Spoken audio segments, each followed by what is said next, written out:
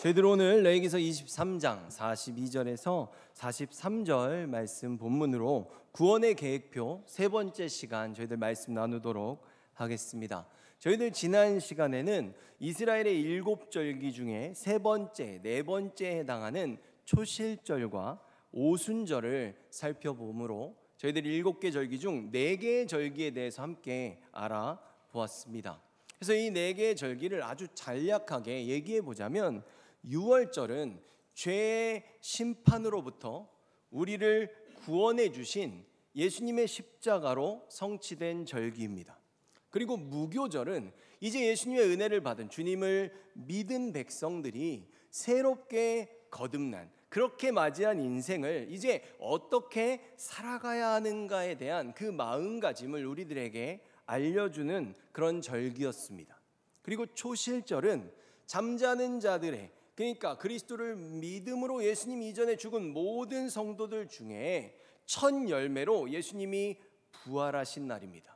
근데 예수님의 부활과 지금의 저희들이 예수님을 믿는 모습은 조금 다르다고 말씀드렸습니다. 저희들은 먼저 영혼이 살아나고 나중에 최종적인 부활의 때, 예수님의 재림 때, 새하늘과 새 땅이 올 때 예수님처럼 우리의 영혼과 육이 다시 살아나서 거듭난 육신이 영원히 살아가는 것이고, 그런데 예수님은 그런 마지막 부활의 모습을 초실절에 우리들에게 보여주신 것이고, 이제 오순절이 되었을 때는 성령께서 우리들의 심령 가운데로 오심으로써 우리가 예수님과 동일한 모습으로 부활하게 될 것을 우리들에게 약속하고 보증해 주신 것입니다. 그리고 오늘 나머지 3개의 절기 중 첫 번째로 살펴볼 것은 나팔절입니다. 저희가 레위기 23장 24절의 말씀을 보면 이스라엘 백성에게 전하여라, 너희는 7째 달 첫째 날을 완전한 안식일로 지켜라.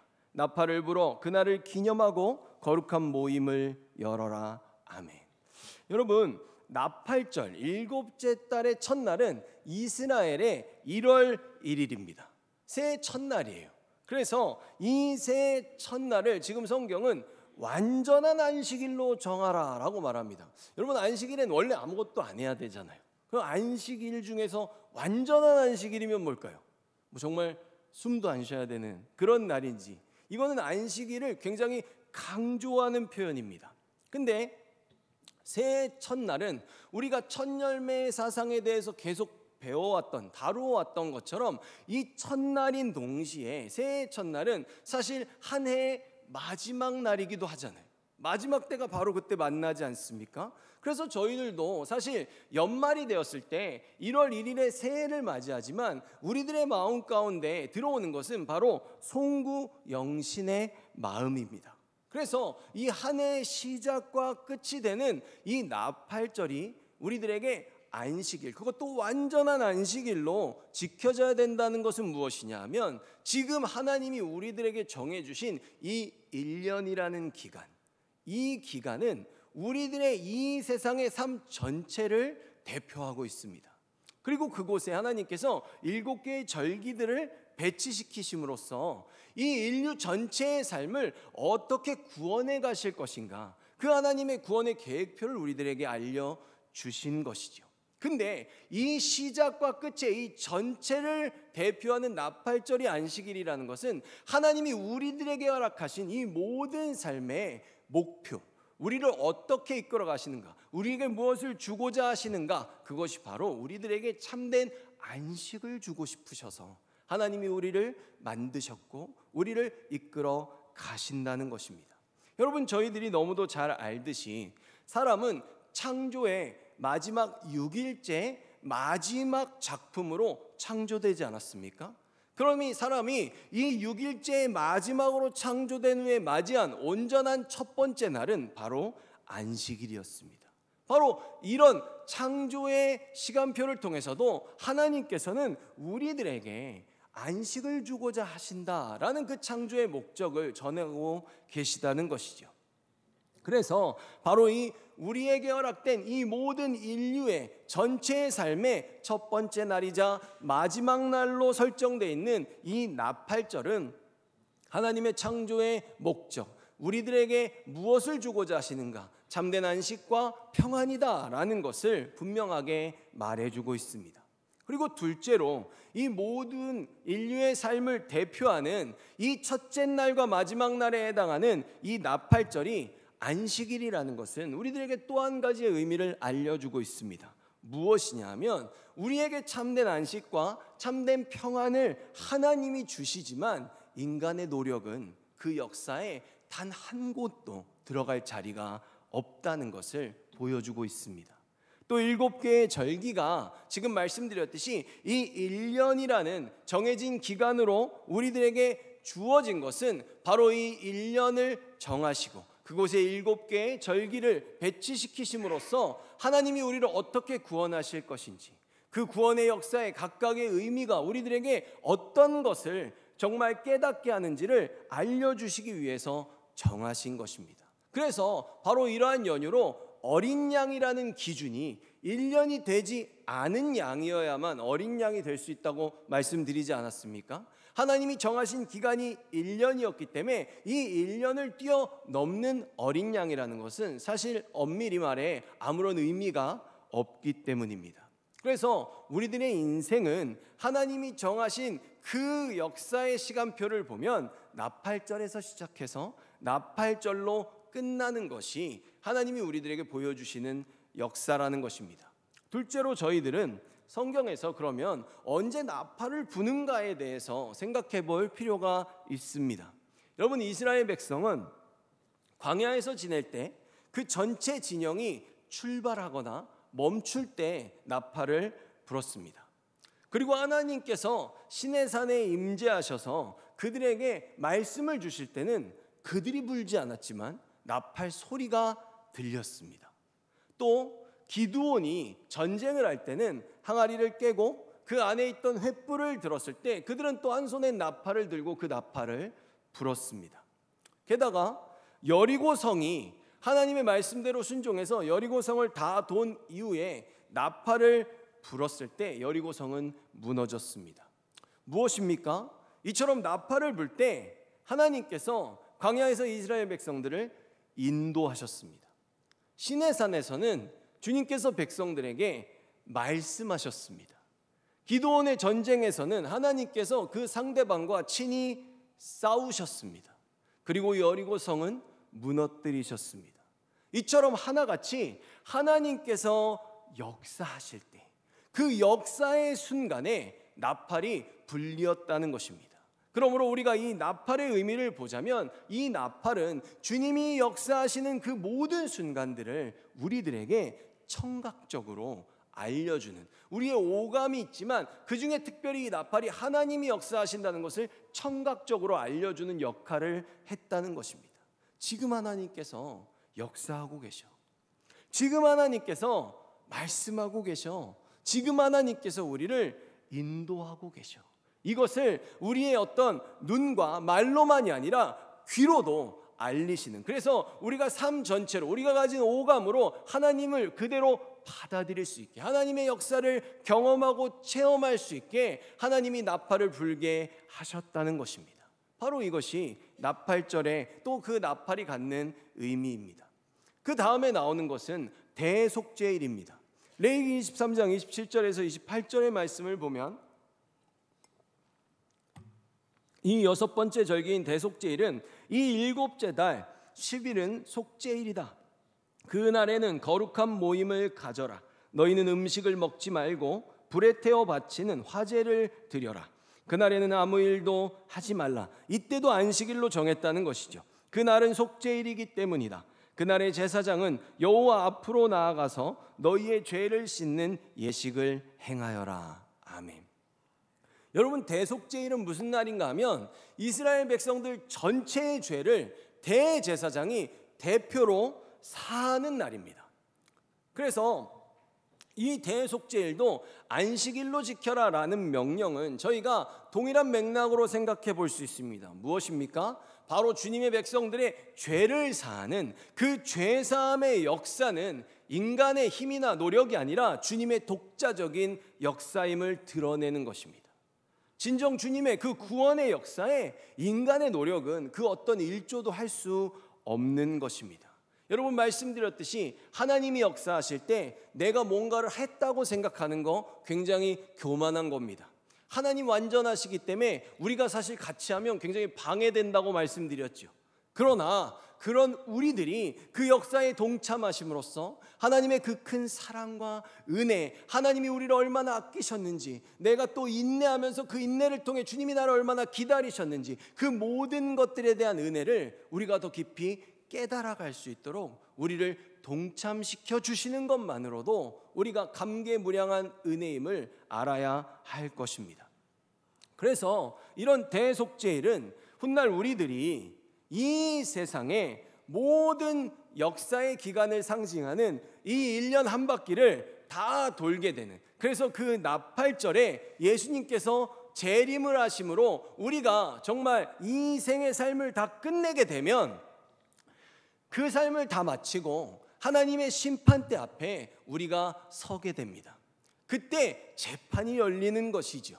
그래서 이 재판은 신자와 불신자들에게 다른 의미를 갖습니다. 여러분, 재밌는 것이 이러한 의미가 히브리 단어를 통해서도 드러납니다.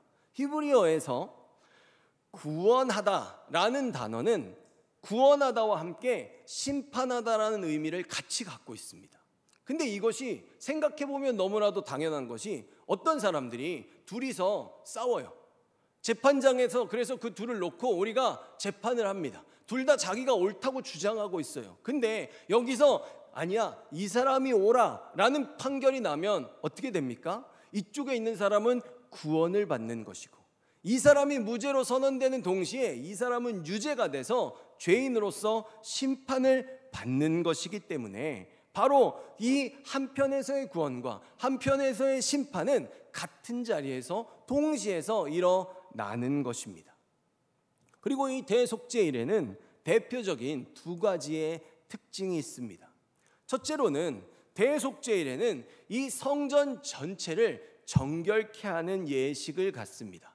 바로 이때 대제사장이 1년에 딱 한 번 지성소에 들어갑니다. 여러분, 지성소는 지극히 거룩한 장소라는 이름이죠. 이것이 하나님의 하늘 보좌를 상징하는 자리입니다. 그래서 그 제물의 피를 바로 그 보좌, 하나님 보좌에서부터 시작되는 그 구속의 역사를 상징하는 그 보혈의 피를 전체 성물에 바름으로써 성전 전체를 완전히 정결케 하는 그 역사를 바로 이 대속죄일에 하는 것입니다. 근데 재미있는 것은 평소에는 제사를 드릴 때 모든 피가 바깥쪽에서부터 안쪽으로 들어갑니다. 근데 대속죄일에만큼은 안에서부터 밖으로 그 피가 나온다는 것이죠. 이것이 무슨 뜻인가 하면 1년에 한 번, 바로 그때 하나님께서 이 성전 전체를 정결케 만드시는 역사를 행하시면 이스라엘 백성들은 그 받은 은혜를 갖고 1년 동안 살아가는 것입니다. 그리고 또 1년이 됐을 때, 이 정하신 기간이 다 찼을 때 또다시 하나님께서 대제사장을 통해 이 성전 전체를 정결케 하시고 또 1년을 살아가는 이런 어떤 사이클 시스템으로 돌아가는 그 모습을 지금 이 대속죄일이 보여주고 있다는 것이죠. 그리고 바로 그 시작, 가장 정결케 하는 역사가 하나님의 보좌를 상징하는 지성소에서부터 시작된다는 것은 모든 구원의 역사는 주님으로부터 우리들을 향해서 방향이 주님에서 우리 쪽으로 오는 역사라는 것을 보여주는 대목입니다. 두 번째로는 매우 특별한 절차가 있었습니다. 그것이 무엇이냐 하면 아사셀 염소를 보내는 절차인데, 레위기서 16장 8절에서 10절의 말씀을 보면 아론은 제비를 뽑아 두 염소 가운데서 여호와께 바칠 염소와 아사셀에게 바칠 염소를 정하여라. 염소 두 마리를 뽑는 겁니다. 아론은 제비를 뽑아 여호와께 바치기로 정해진 염소를 속죄 제물로 바쳐라. 두 마리 중에 한 마리는 바치는 것이죠. 제비를 뽑아 속죄의 염소로 정해진 다른 염소는 산채로 여호와 앞에 끌고 가거라. 죽이지 않습니다. 제사장은 그 염소를 여호와 앞에 산채로 두었다가 이스라엘의 죄를 씻는 예식에 써라. 그리고 나서 그 염소를 광야로 내보내어라. 아멘. 여러분, 대속죄일에 이스라엘 백성들 전체의 죄를 사한다고 했습니다. 근데 이때는 염소를 2마리를 뽑습니다. 이 2마리를 뽑는 이유는 이 2마리를 가지고 속죄하는 그 제사가 예수님의 그 십자가의 죄사함이 우리들에게 어떤 성격을 갖는지를 지금 보여주는 것입니다. 우선 이 2마리 모두에게 대제사장이 이스라엘 백성들 전체의 죄를 그 2마리에게 옮깁니다. 안수해서 이것을 죄의 전가라고 부릅니다. 그리고 1마리는 제단에 드립니다. 그래서 그 1마리, 제단에 드려지는 1마리는 그리스도의 보혈로 우리들 모두의 죄를 씻기신다라는 그 그리스도의 속죄의 의미를 전달하고 있습니다. 그리고 대속죄일은 마지막 날이라고 말씀을 드렸잖아요. 그렇기 때문에 이때의 죄사함은 마지막입니다. 이 시간이 지나면 더 이상 사단이 어떤 죄로 우리를 미혹하거나 율법을 이용해서 더 이상 우리들을 정죄할 수 없습니다. 영원한 죄사함을 받는 그 날입니다. 그래서 다른 1마리의 염소는 그 머리에다가 죄를 다 얹어서 성막 밖으로 광야로 내보냅니다. 그래서 아사셀이라고 부릅니다. 이 아사셀이 전혀 어려운 말이 아니라 떠나다라는 동사인 아잘과 염소의 에즈를 합친 단어입니다. 그러니까 떠나보내는 염소라는 단어를 그냥 히브리어로 그냥 기록해 놓은 것이죠. 여러분, 모든 인류의 죄, 모든 백성들의 죄를 염소의 머리에 손을 얹어서 옮겼습니다. 그런 다음에 그 염소를 광야로 보냅니다. 이스라엘의 진영은 여기 있잖아요. 그렇죠? 광야로 아주 멀리 보내게 되면 그 아사셀 염소는 영원히 떠나서 광야 어딘가에서 죽습니다. 그리고 다시는 돌아오지 않아요. 무슨 뜻입니까? 죄와의 영원한 결별을 상징하고 있습니다. 바로 이것이 최후에 이루어지는 구원과 최후에 이루어지는 심판의 모습을 보여주는 대속죄일입니다. 그래서 이것이 성취되면 요한계시록 21장 4절에 모든 눈물을 그 눈에서 닦아주시니 다시는 사망이 없고 애통하는 것이나 곡하는 것이나 아픈 것이 다시 있지 아니하리니 처음 것들이 다 지나갔음이로라. 아멘. 이처럼 대속죄일은 하늘 백성들의 모든 죄가 우리들과 다시는 만날 일이 없어지는 최종적인 구원의 날이고 최후 심판의 날입니다. 그 다음에는 초막절을 살펴보도록 하겠습니다. 오늘 본문을 다시 보면 23장 42절에서 43절에 너희는 이레 동안 초막에 거주하되 이스라엘에서 난 자는 다 초막에 거주할지니 이는 내가 이스라엘 자손을 애굽 땅에서 인도하여 내던 때에 초막에 거주하게 한 줄을 너희 대대로 알게 함이니라. 나는 너희의 하나님 여호와이니라. 아멘. 여러분, 초막은 장막이라고도 부르는 텐트를 뜻하는 단어입니다. 그래서 초막절이라고도 부르고 성경에서는 장막절이라고도 부르는 것입니다.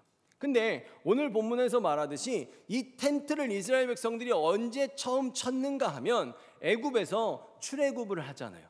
가나안으로 나올 때 애굽에서 처음 광야로 나왔을 때 이들이 광야에는 집이 없고 계속 이동해야 되니까 텐트를 치면서 광야에서 살았습니다. 그래서 이 이름이 바로 초막입니다. 근데 재밌는 것이 무엇이냐면 옛날에 이스라엘은 누구의 후손들입니까?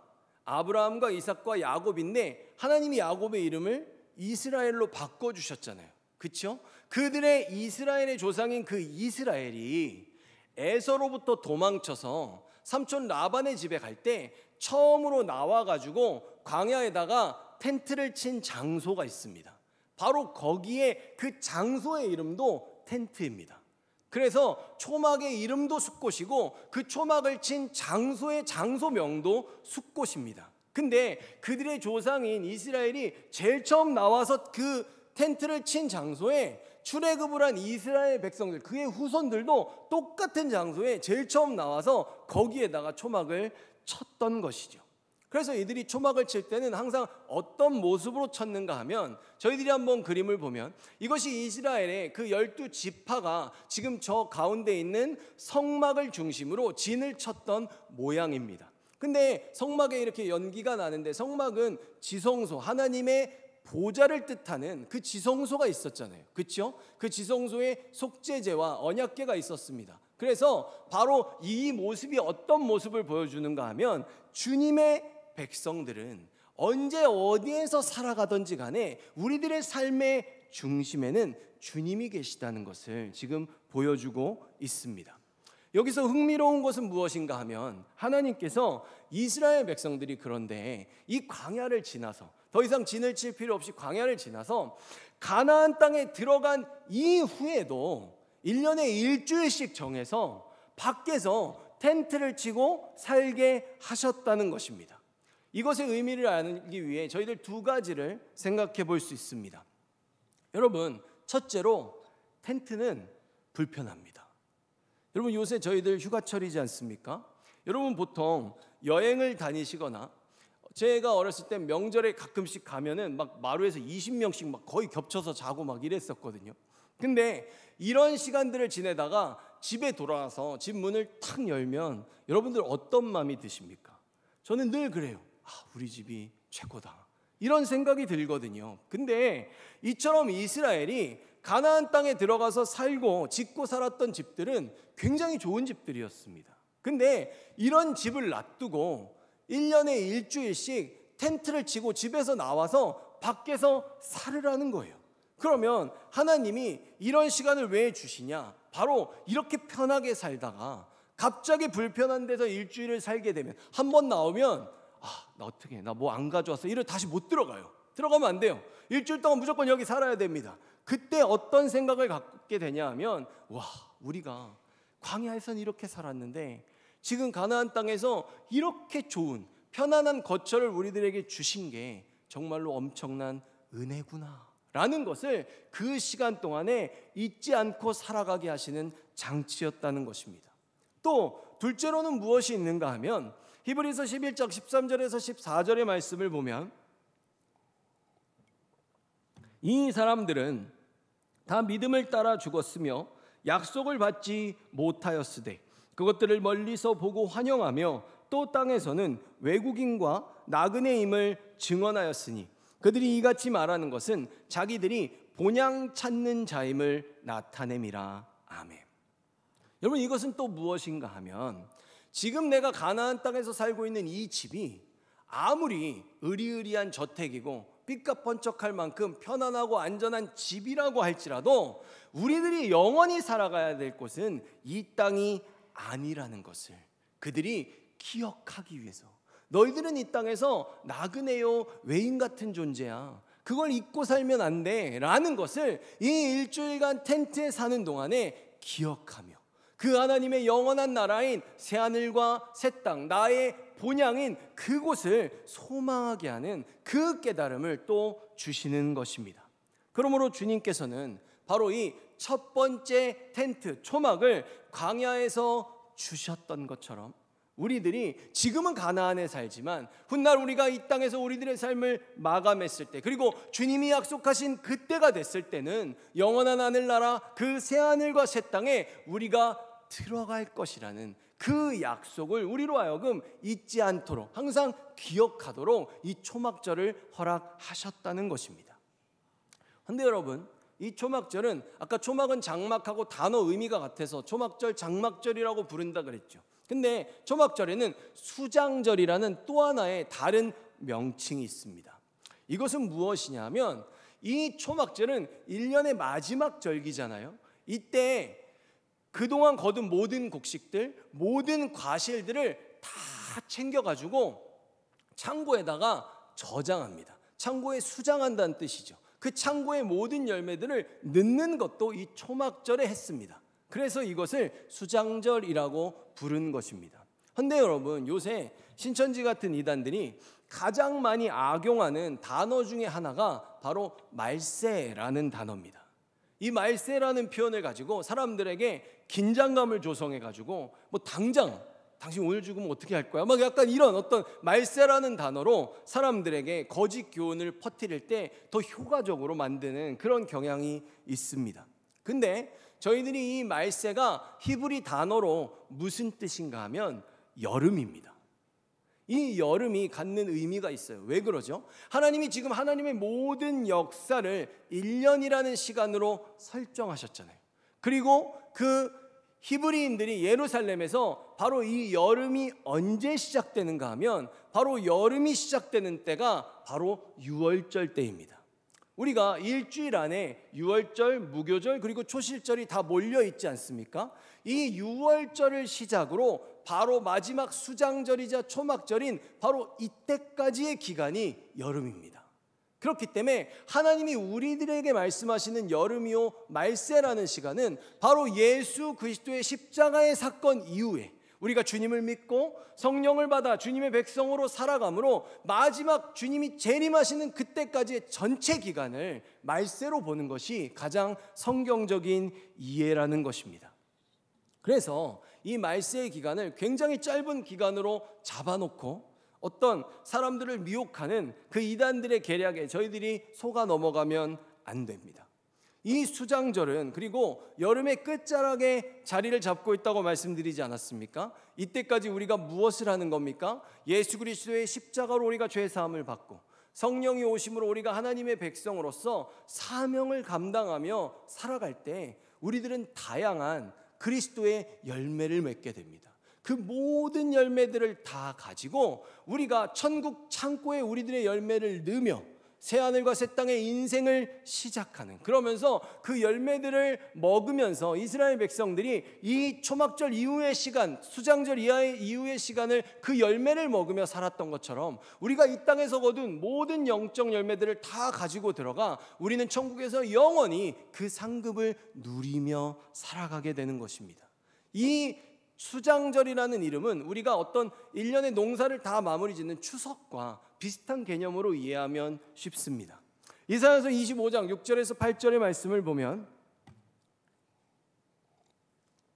만군의 여호와께서 이 산에서 만민을 위하여 기름진 것과 오래 저장하였던 포도주로 연회를 베푸시리니 곧 골수가 가득한 기름진 것과 오래 저장하였던 맑은 포도주로 하실 것이며 또 이 산에서 모든 민족의 얼굴을 가린 가리개와 열방 위에 덮은 덮개를 제하시며 사망을 영원히 멸하실 것이라. 주 여호와께서 모든 얼굴에서 눈물을 씻기시며 자기 백성의 수치를 온 천하에서 제하시리라. 여호와께서 이같이 말씀하셨느니라. 아멘. 여러분, 이 초막절이 모든 구원의 역사의 마침표라고 하지 않았습니까? 그래서 이 초막절이 우리들에게 영적으로 갖는 또 다른 의미는 무엇인가 하면 바로 이 세상에서 우리의 신랑 되시는 그리스도를 기다리며 그리스도의 신부로 살았던 정혼자인 우리들이 최종적인 천국 혼인잔치를 갖는 날입니다. 그래서 그때 기쁨의 포도주를 마시며 우리가 예수님의 마지막 부활의 모습으로 우리들이 그 천국에 입성하는 날인 것이죠. 이 땅에서 신부로 깨어 살아가고 신랑 되시는 예수 그리스도가 준비하신 처소에서 기쁨의 축제를 영원히 벌이며 살아가는 그 시작점이 바로 이 초막절입니다. 그래서 마태복음 26장 29절의 말씀을 보면 예수님이 말씀하시죠. 내가 너희에게 말한다. 내가 아버지의 나라에서 너희와 함께 새롭게 마시는 그날까지 지금부터는 포도열매로 빚은 것을 마시지 않을 것이다. 아멘. 잔치의 필수적인 재료는 포도주였습니다. 근데 예수님께서 훗날 내가 너희들하고 다시 혼인잔치를 갖는 날, 내가 처소를 다 마련하고 아버지께서 나를 다시 오게 하시는 그때까지 내가 너희들과 혼인잔치를 가질 때까지 포도주를 마시지 않겠다라고 말씀하셨던 그 약속이 이루어지는 날이 바로 초막절이라는 것입니다. 그래서 이 마태복음의 말씀을 보면 그럼 이 초막절은 언제 찾아오는가라고 하면 마태복음 24장 36절에 그러나 그 날과 그 때는 아무도 모르나니 하늘의 천사들도 아들도 모르고 예수님 자신도 모른다는 말씀이죠. 오직 아버지만 아시느니라. 아멘. 그때는 신랑이신 예수님도 모르고 바로 아버지 하나님만이 그 날을 아신다고 말씀하신 것입니다. 그러니까 누군가가 우리한테 와가지고 근데 저도 아는데 뭐 이렇게 접근을 하면 무슨 뜻입니까? 자기가 하나님이라고 사실 은연중에 말하는 것이기 때문에 저희들이 절대로 속으면 안 될 것입니다. 정리하고 마치겠습니다. 하나님께서는 이 세상을 구원하시기 위한 주님이 설정하신 그 모든 역사의 기간을 1년으로 상징적으로 우리들에게 보여주고 계십니다. 그래서 그 1년이라는 시간 안에 그 7개의 절기들을 각각 배치시키심으로써 주님이 우리를 구원하시기 위해 행하시는 이 모든 역사의 순서와 그 각각의 의미들을 가르쳐주고 계십니다. 그래서 이 정해진 기간의 시작과 끝을 알리는 날이 나팔절입니다. 그래서 나팔 소리는 하나님의 모든 역사를 청각적으로 드러내는 도구라고 말씀드렸습니다. 둘째로 대속죄일은 이 시간들을 다 마친 다음에 우리가 최후의 심판대 앞에 서서 구원을 받거나 심판을 받게 되는 날입니다. 그래서 이때 주님의 백성들은 구원을 받아 영원한 부활로 들어가게 됩니다. 반대로 죄인들은 영원한 심판을 받아 불못에 던져지게 됩니다. 또한 마지막으로 초막절은 이 땅에서 우리가 외인과 나그네처럼 살아가고 있지만 훗날 예수님께서 그 처소를 다 마련하신 후에 신랑이신 그리스도께서 신부된 우리들을 바로 그 주님의 처소로 영원한 새하늘과 새 땅으로 우리를 맞이하시고 그곳에서 혼인잔치를 벌이는 그 날을 보여주고 있습니다.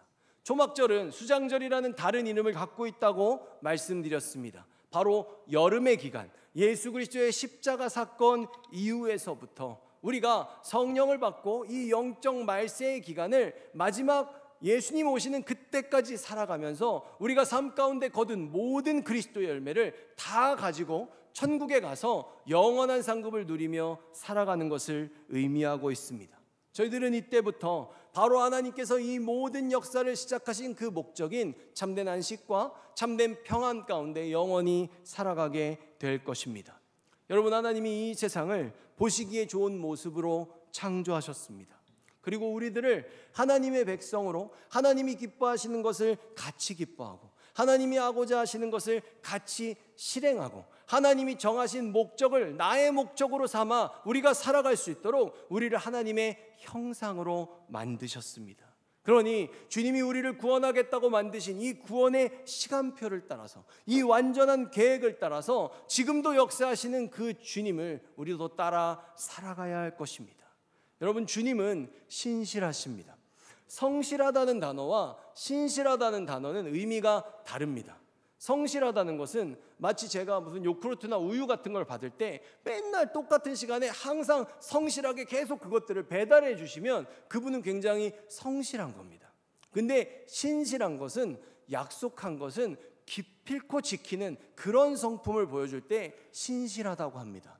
근데 우리가 믿는 주님은 성실하실 뿐만 아니라 신실하십니다. 그래서 주님이 주신 이 구원의 계획표, 우리를 구원하시겠다는 이 모든 약속들은 한치의 오차도 없이 분명히 이루어질 것입니다. 이 구원의 계획표 가운데로 우리를 초대해 주신 주님께 우리들 감사하기 원합니다. 그리고 정말 그 주님의 마음을 받았다면, 이 구원의 계획표의 그 의미들을 우리가 깨닫게 되었다면 우리들 더욱더 적극적으로 그 계획에 동참하기를 원합니다. 우리를 구원하기 위해 예수님께서 마치 우리를 위해 생명을 던지셨던 것처럼 우리도 바로 우리의 십자가를 지고 내가 그 멍에를 메고 그리스도의 발자취를 따라 살아감으로써 신랑 되시는 예수님, 그분을 만나려면 정말 예수님의 발자국을 따라가야 예수님의 도착지로 우리도 가지 않겠습니까? 우리가 그런 신부의 삶을 살아가기를 예수 그리스도의 이름으로 축원합니다.